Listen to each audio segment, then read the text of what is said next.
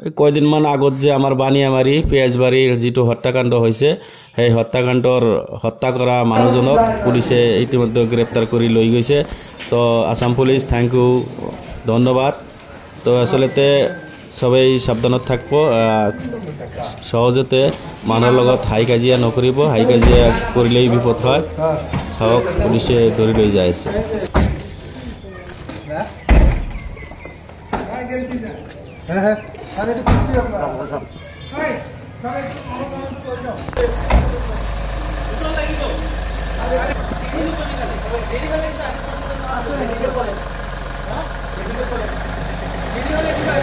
Video